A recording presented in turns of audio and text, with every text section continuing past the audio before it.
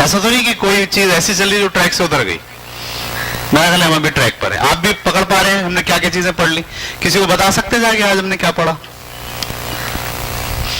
मैं ये कोशिश करता हूं कि जो सेशन यहां हो उस सेशन के आपको उसको विजुअली जो है वो पूरा प्लान जो है ना आपके सामने रख दूं, ताकि ऐसा ना हो कि आप बोले हम गए थे 2 घंटे तक जाहिर साहब ने लेक्चर दिया, पता नहीं क्या चीज दी और क्या चीज नहीं दी।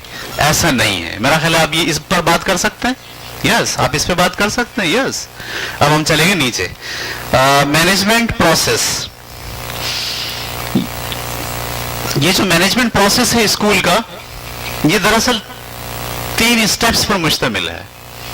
ठीक है, अगर आप एक डॉक्यूमेंट जो मैंने यहां दिया हुआ है आपके पास कलर में नहीं होगा ऐसा, ठीक है,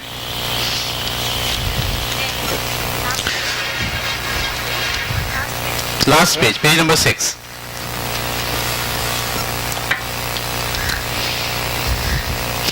स्कूल का जो मैनेजमेंट है उसका जो प्रोसेस है वो 3 स्टेज या 3 स्टेप्स पर मुश्तमिल है। Number 1 planning, number 2 implementation and monitoring, और नंबर 3 एवल्युएशन।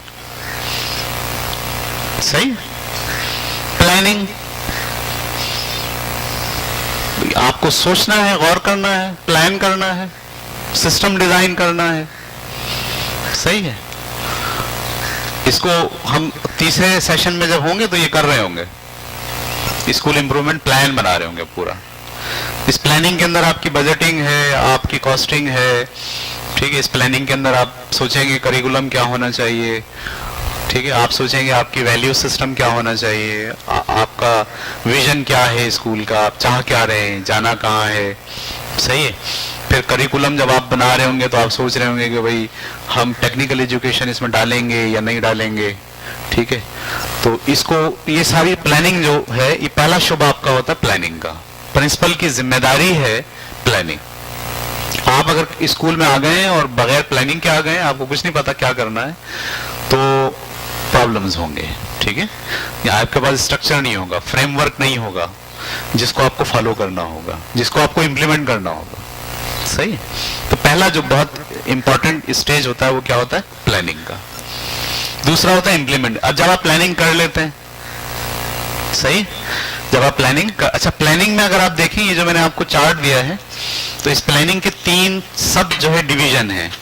चार्ट में देखेंगे आप, आपको नजर आएगा। Number 1 planning and budgeting, number 2 organising, number 3 staffing, staff मुकर्रर करना।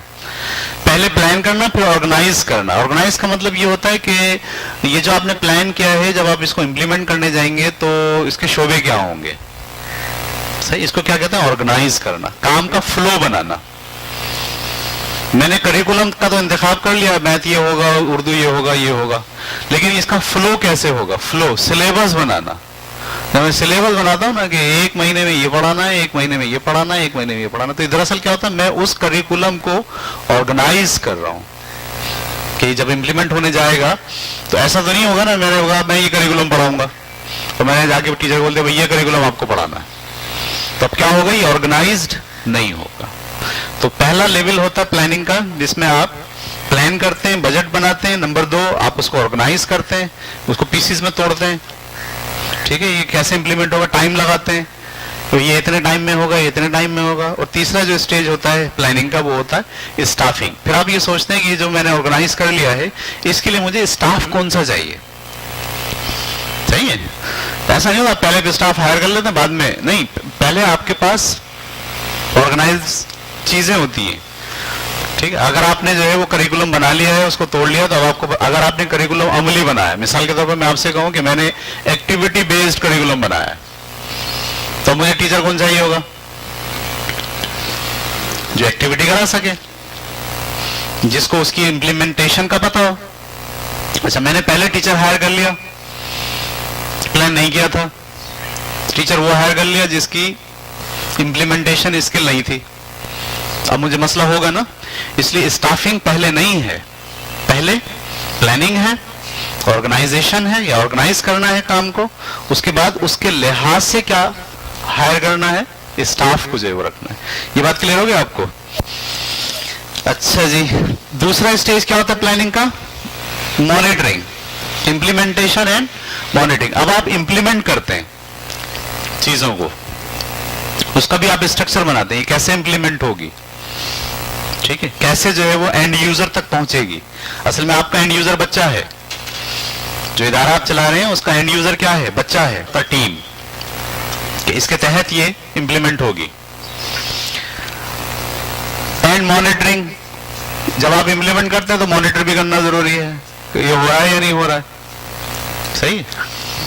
मॉनिटर का मतलब वो नहीं है चेक, मॉनिटर का मतलब आपका सिस्टम होता है ऑटो, ठीक है, आपके पास टूल्स होते हैं, आपके पास इंडिकेटर्स होते हैं, ठीक है, जो रोजाना की बुनियाद पर आपने जो चीजें इंप्लीमेंट की है उसके बारे में आपको बता रहे होते हैं कि वो चीजें सही चल रही हैं या सही नहीं चल रही हैं, या कैसे होता है हम अगले सेशन में देखेंगे।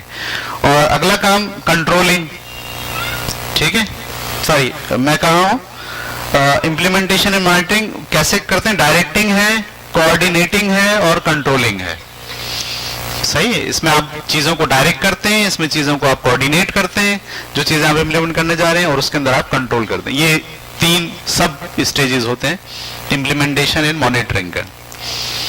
और तीसरा जो स्टेज है वो एवल्युएशन है। एवल्युएशन का मतलब ये है कि आप रिपोर्ट ले रहे होते हैं और रिपोर्ट लेकर जजमेंट कर रहे होते हैं कि सिस्टम उन गोल्स को हासिल कर रहा है जो प्लानिंग में सोचे गए थे। अगर नहीं कर रहा तो अब आप क्या करते हैं? प्लानिंग में रद्दोबदल करते हैं, ठीक है। इसका ताल्लुक ये नहीं है कि इंप्लीमेंटेशन खराब हो गई, नहीं, इंप्लीमेंटेशन भी सही हो रही, सही है, ऑर्गेनाइजेशन बिल्कुल सही काम कर रही है, लेकिन गोल नहीं आ रहे, गोल अचीव नहीं हो रहे, तो आप समझ जाते हैं कि जो प्लानिंग हमने की थी उसमें कहीं खामी है। तो प्लानिंग को तब्दील करने के लिए आपको एवेल्युएट करना, हर साल के एंड में आपको एवेल्युएट करना पड़ता है। जैसे हम लोग देखते हैं ना, रिजल्ट देखते हैं बच्चों का, मैथ बोला भाई मैथ तो नहीं आ रहा इनको, सारे बच्चे फेल है, तो ये दरअसल आपको क्या करता है? इंटीमेट करता है कि नहीं, आपने जो प्लानिंग की है वो ठीक नहीं है, आपके यहाँ मैथ सही नहीं पढ़ाया जा रहा, आपका सिलेबस में कोई फॉल्ट है, आपकी बुक सही नहीं है, या आपका टीचर सही नहीं है, ठीक है, या आपका जो ऑर्गेनाइजेशन है, यानी जो आपने सिलेबस तोड़ा था वो ठीक नहीं है। जैसे अभी मैं अपने बारे में ये कह सकता हूँ कि मैंने जो सिलेबस तोड़ा है वो सही नहीं है, उसमें ज्योमेट्री नहीं हुई इस साल। तो मुझे ये इंटीमेट कैसे हुआ? ये एवल्युएशन हुआ। मतलब आप जब चीजें देख रहे होते हैं इंडिकेटर्स को, तो आप अंदाजा लगाते हैं कि भाई क्या चीजें नहीं हुई, कौन से गोल अचीव नहीं हुए, ठीक है। ये बात समझ आ गई आपको? तो मैनेजमेंट प्रोसेस, यानी जब भी कोई स्कूल का प्रिंसिपल ये सोचेगा कि मुझे अपना स्कूल मैनेज करना है, तो उसे इन तीन स्टेजेस से गुजरना पड़ेगा। पहला स्टेज प्लानिंग, दूसरा स्टेज इंप्लीमेंटेशन एंड मॉनिटरिंग, और तीसरा स्टेज एवल्युएशन। ये हमें अपने आप को इस साइकिल में रखना होगा। अगर हम इस साइकिल से बाहर हैं तो हम अपनी रिस्पॉन्सिबिलिटीज पूरी नहीं कर रहे, अच्छे तरीके से पूरी नहीं कर रहे। अगर हम इसी साइकिल में हैं तो इसका मतलब हमारी रिस्पॉन्सिबिलिटीज हम पूरी कर रहे हैं। ये बात क्लियर हो गई? ये वाला जो साइड थी ये आप समझ गए, ठीक है। नेक्स्ट में यहां से जंप करके आऊंगा यहां पर, व्हाट अ प्रिंसिपल डज। ये देख पा रहे हैं आप? व्हाट अ प्रिंसिपल डज, ये ब्लू वाला, यानी एक प्रिंसिपल क्या करता है, ठीक है, ब्लू वाला, व्हाट अ प्रिंसिपल डज। जी क्या करता है? सबसे पहले देखिए करिकुलम, आप देख पा रहे हैं, ये चश्मा लगाना पड़ेगा क्योंकि बिल्कुल बारीक लिखा हुआ है। मैंने तो बहुत बड़ा बनाया था, जब प्रिंटर को भेजा तो उसने एक पेज पे करने के लिए छोटा कर दिया इसको। गलती मेरी नहीं, कंप्यूटर की है।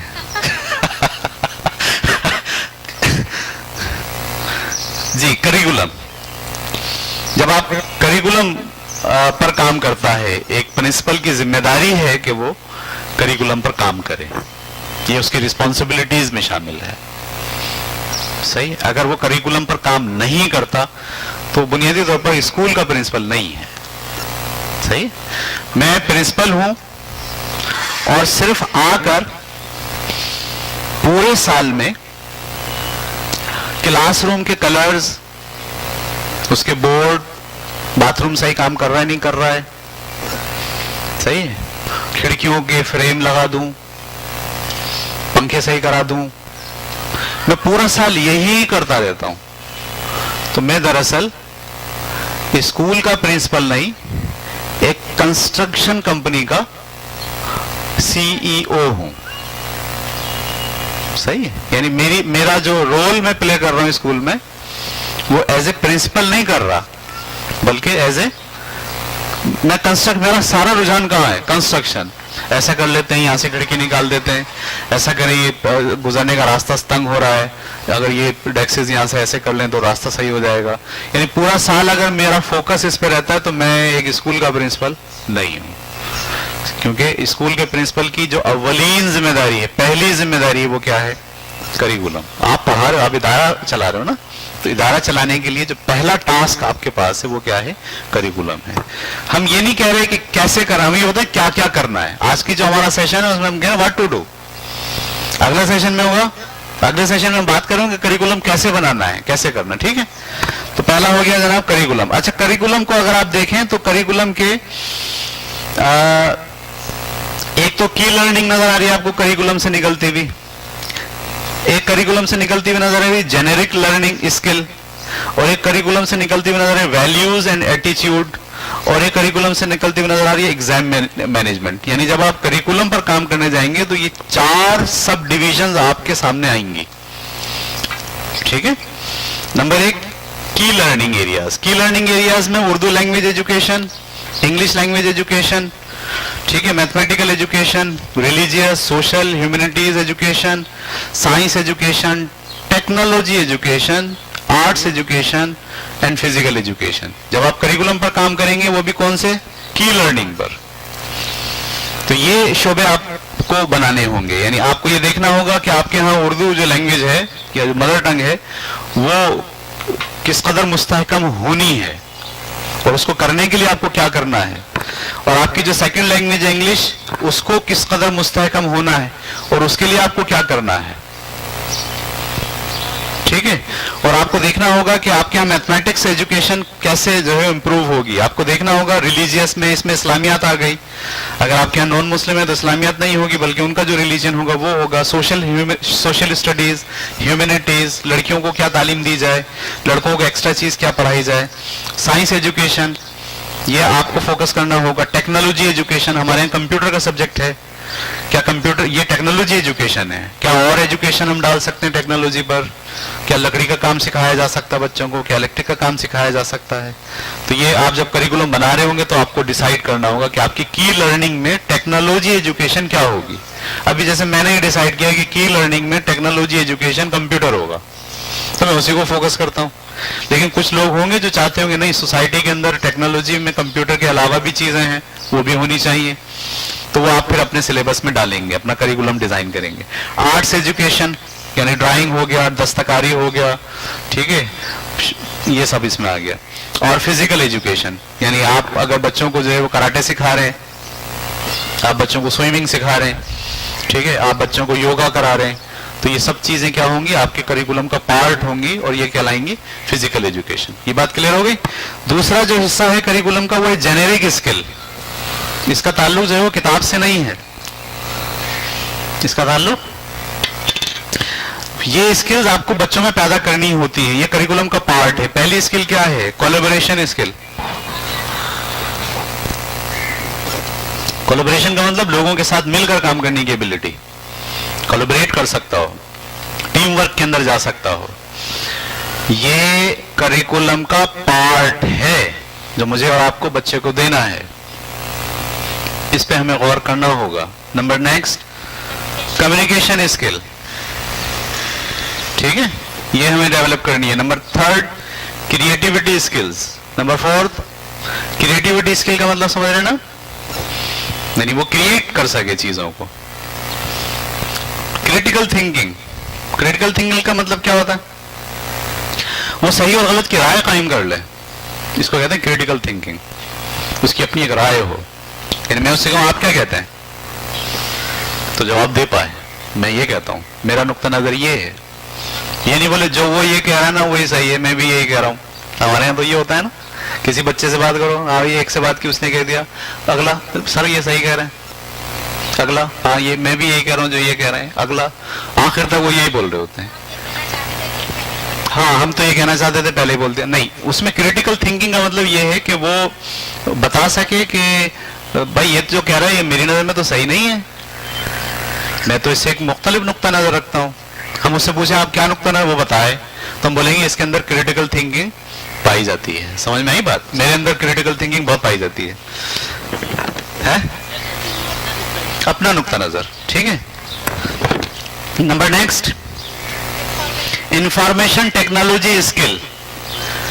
एक है यहां पर हमने पढ़ा था टेक्नोलॉजी एजुकेशन, और ये क्या है? Information technology skill. देखिए, कंप्यूटर सीखना ये कहलाता है टेक्निकल एजुकेशन, लेकिन अब इंफॉर्मेशन टेक्नोलॉजी को यूज करना, आप फेसबुक चलाना जानते हो, ठीक है, आप व्हाट्सएप चलाना जानते हो, इंफॉर्मेशन को कैसे हैंडल करेंगे, गूगल पे सर्च कैसे करेंगे, ये टेक्निकल एजुकेशन नहीं है अब। सही, ये जेनेरिक स्किल है जो सब में पैदा करनी है आपको, लड़की हो लड़का हो, आर्ट्स पढ़ रहा हो, साइंस पढ़ रहा हो, कॉमर्स पढ़ रहा हो, ठीक है, मैथ में अच्छा हो नहीं हो, कंप्यूटर में अच्छा हो नहीं हो, लेकिन ये वाली स्किल इंफॉर्मेशन टेक्नोलॉजी की जेनेरिक स्किल है, करिकुलम का पार्ट होना बहुत जरूरी है, ये हमें करनी है। Next, numeracy skill. Numeracy skill का मतलब क्या होता है? वो मैथमेटिकल प्रॉब्लम हल कर सकता हो। मैथमेटिकल प्रॉब्लम, जब आप लफ्ज न्यूमेरेसी कह रहे हैं तो मैथमेटिकल प्रॉब्लम, यानी एक तो यह है कि एक्सरसाइज नंबर 6 का 5वां सवाल उसे करना आता है, और एक ये है कि वो एक्सरसाइज में जो फिलॉसफी दी गई थी उसको वो अपनी आम जिंदगी में मसाइल हल करने के लिए इस्तेमाल कर सकता है। इसको कहते हैं न्यूमेरेसी स्किल। ये उसका राइट है, ये हमें उसको देना है, ठीक है। उसको मतलब सवाल हल करना आता हो या ना आता हो एक्सरसाइज का, लेकिन उसे मसाइल जब सामने आए तो उसे मसाइल को मैथमेटिक्स के जरिए हल करना उसकी सलाहियत, लॉजिकल प्रॉब्लम सॉल्व कर सकता हो, लॉजिक की बेसिस के ऊपर सोच पाता हो। उसके बाद है प्रॉब्लम सॉल्विंग, ठीक है। नेक्स्ट, सेल्फ मैनेजमेंट स्किल, अपने आप को मैनेज कर सकता हो, सही, अपने आप को मैंने टाइम मैनेजमेंट उसको आती हो, और प्लस अपनी जात का एहसास हो। हमारे यहाँ होता है मैट्रिक करता है बच्चा, घर वाले लोड डालते हैं, टूट जाता है और भाग जाता है, तो क्या वो सेल्फ मैनेजमेंट नहीं थी उसमें, ठीक है। बाज लोग सेल्फ मैनेज कर लेते हैं, अम्मी को भी संभाल लेते हैं, अब्बा को भी संभाल लेते हैं, घर के हालात को भी देख लेते हैं, और साथ साथ पढ़ाई भी जारी रखते हैं, तो हम क्या बोलेंगे? बच्चे ऊपर काम हुआ है सेल्फ मैनेजमेंट का, ठीक है। और आखिरी वाला है स्टडी स्किल। ये भी जेनेरिक सलाह। स्टडी स्किल का मतलब किताबें पढ़ने की आदत हो उसे, वेबसाइट से चीजें निकालने की आदत हो उसे, वो अपने मसाइल के अंदर जो है वो किताब की तरफ दौड़ता हो, जाता हो, हम बोलेंगे इसकी स्टडी की सलाहियत है इसमें। वो बिल्कुल बैठा रहता है, कोई बताए, कोई मुझे तो कोई बता ही नहीं रहा, मुझे किसी ने बताया ही नहीं, हमें तो ऐसे टीचर ही नहीं मिले। बच्चे कहते हैं ना, मैं अक्सर उनको पढ़ाता हूँ कोई बच्चे को, तो कहता सर हमें तो ऐसा उस्ताद ही नहीं मिला, काश आप हमें बचपन से मिल जाते।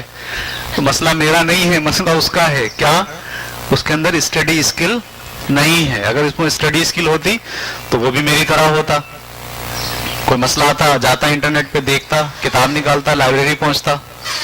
तो ये सलाहियत हमने बच्चे का ताल्लुक किताब से नहीं जोड़ा। आसान अल्फाज में क्या बोलेंगे? आसान अल्फाज में बोलेंगे कि बच्चे का ताल्लुक किताब से जोड़िए, ये है स्किल। अगर बच्चे का ताल्लुक किताब से जुड़ गया है तो हम बोलेंगे उसके अंदर स्टडी स्किल पैदा हो गई। ये बात क्लियर हो गई? मैंने करिकुलम के 2 पार्ट डिस्कस कर लिया आपके साथ, एक की लर्निंग एरिया और एक जेनेरिक स्किल। हम क्या पढ़ रहे हैं? एक प्रिंसिपल को क्या करना है, उसको किस पे काम करना है? नंबर 1 करिकुलम पर।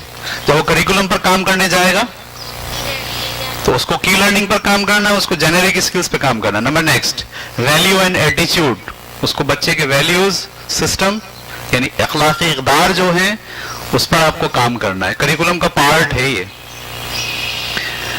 मैं इसके लिए सिर्फ एक चीज मैंने लिखी है, कैरेक्टर बिल्डिंग। जब मैं ये लिख रहा था कैरेक्टर बिल्डिंग, मेरे जहन में मेरा जो काम मैंने किया है 20 कैरेक्टर्स का, वो मेरे जहन में था। अगर ये 20 कैरेक्टर का काम हम सब अपने स्कूल में करा दें तो मैं समझता हूँ वैल्यूज एंड एटीट्यूड का जो प्रॉब्लम है वो हमारी जिम्मेदारी पूरी हो जाएगी। वो काफी है, मेरा ख्याल है 20 कैरेक्टर, मैंने 10 पढ़ाए हैं अभी, इससे पहले जो सेशन था जिसमें स्टूडेंट की क्लास थी उसमें 10 मैंने पढ़ा दिए, वो इंटरनेट पे रख दिए हैं।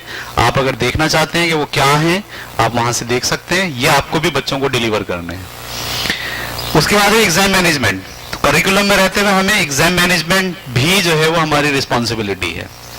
इस एग्जाम मैनेजमेंट के 3 हिस्से मैं समझता हूं हैं। Number 1 question bank. Question bank का मतलब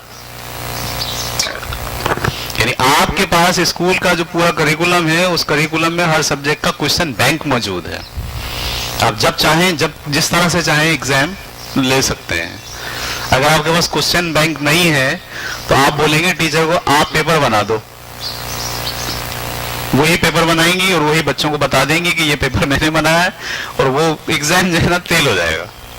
तो आपके पास जब आप एज ए स्कूल हेड या प्रिंसिपल जब आप स्कूल चला रहे हैं तो ये आपकी जिम्मेदारी है कि एग्जाम के सिलसिले में आप पहले क्या बनाएं, क्वेश्चन बैंक बनाएं। वही टीचर से कहें क्वेश्चन निकाल के जमा कराएं और वही क्वेश्चन एक जगह डालें।